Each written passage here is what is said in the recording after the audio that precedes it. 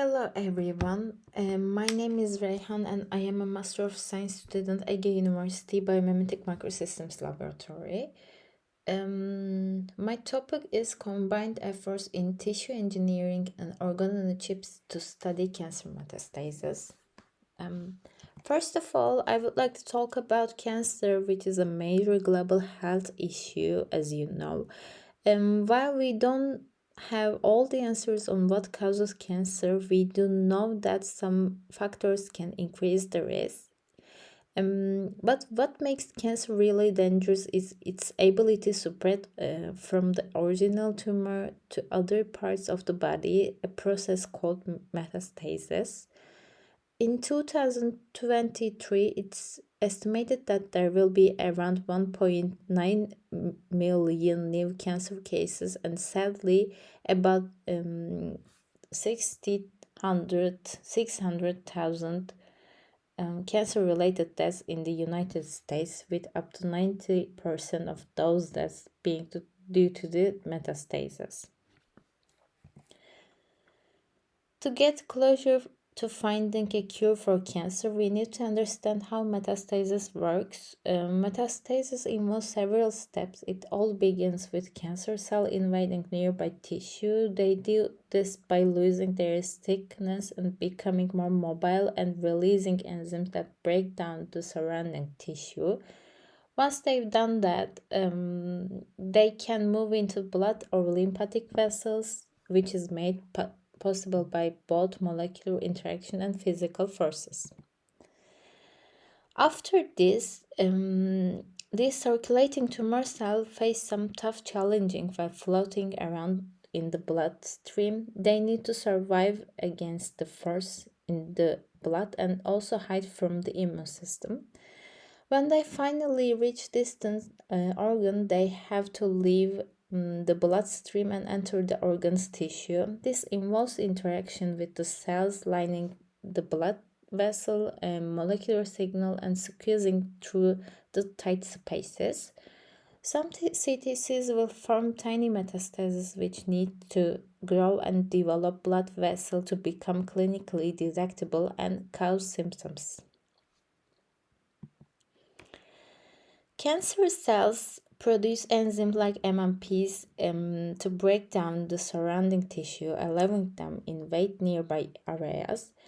This invasion process is affected by balance between cell flexibility and the stiffness of the tissue.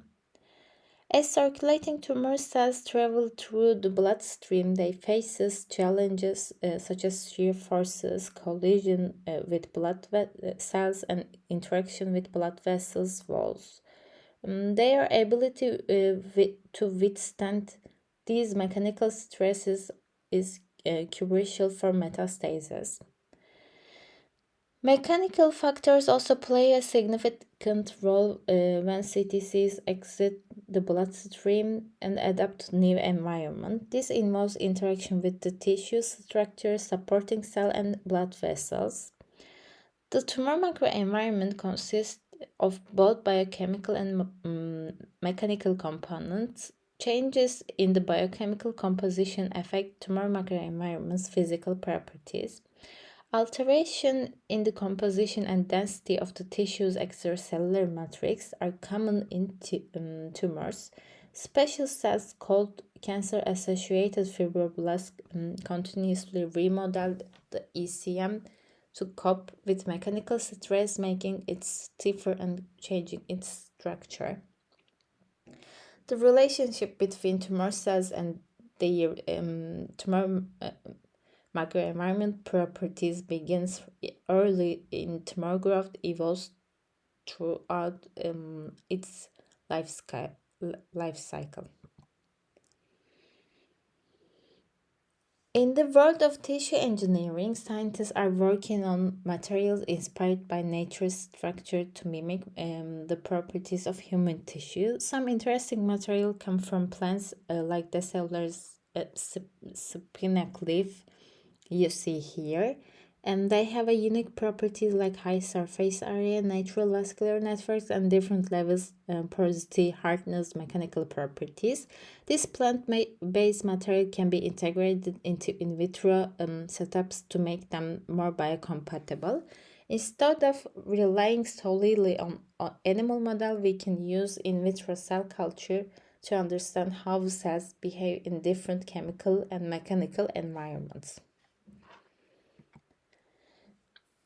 3D in vitro dynamic tumor model are pretty close what's happening in real life, and they are great for studying cancer. They include different types of cell like those growing, dying, and facing low oxygen level, which helps us investigate various stages of metastasis such as invasion, intravasation, and extravasation.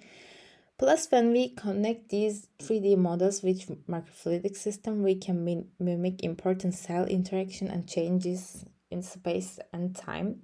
This makes it possible to bridge the gap between traditional lab culture and human systems. Getting a good grip on how cancer metastasis works help us design advanced organ-on-a-chip system. These microfluidic based models are super useful for studying the tumor microenvironment and its role in metastasis. They simplify things in the lab, making it easier to study metastatic process in details. These newer cancer-on-a-chip models with the little chambers are evolving as powerful tools to investigate the tumor environment and its impact on metastasis. Of course, when it comes to invasion, it's about the cancer cells losing their thickness, secreting substance to break down the surrounding tissue. To understand this process better, scientists have developed lots of metastasis on chip models recently. In a study, as you see in the slide, invasion model, it's a petri dish based liquid feeding system was designed to examine long-term invasion of gastric cancer, which is known to have high metastatic potential. The system was characterized by its simplicity, cost effectiveness, and replicability. Intravasation is when cancer cells enter the circulatory system. One study used a microfluidic model to dig into this process, specifically focusing on colorectal cancer's early metastatic phase. They also wanted to see how different cell types and mechanical effects played a role, along with examining the tumor's microenvironment in terms of colon spread.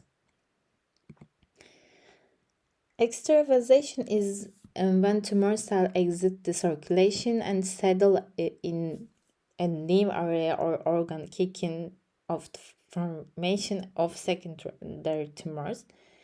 Just like with intravasation, plenty of metastasis-on-a-chip devices have been developed to study this type. In one research, scientists created a microfluidic 3D in vitro model to see how human breast cancer move into an environment that resembles bone and muscle.